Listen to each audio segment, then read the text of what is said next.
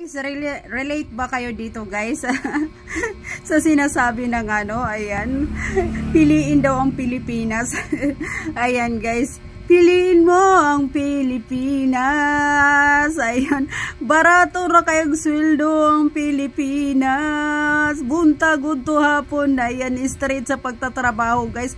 Swelduhan ra kag 450. Ayan, piliin mo ang Pilipinas. Piliin mo ang Pilipinas. Usa piliun, ha? Kasi piliun na mo ang Pilipinas. Usa pagpilian ng gamay kay mo mudag sweldos mga trabahante. Usa pagpilis Pilipinas, nga tibok adlaw ka magtrabaho, buntag udto hapon magtrabaho ka, swelduhan ra kag 450. Asa mi dapitang mo lugar ana? Piliin mo ang Pilipinas daw.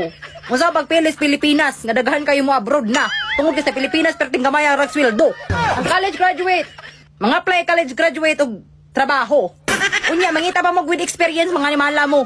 Mangita ba mag with experience? Kabalo gani mo graduate gani college, bago pa kaya na nag-graduate gani college gani, mangita mo trabaho, mangita mo with experience.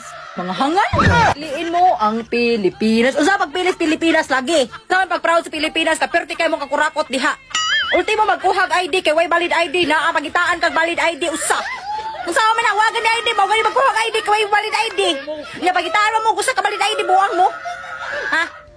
Tarong-tarong ka ng inyong decisions kinabuhi niya.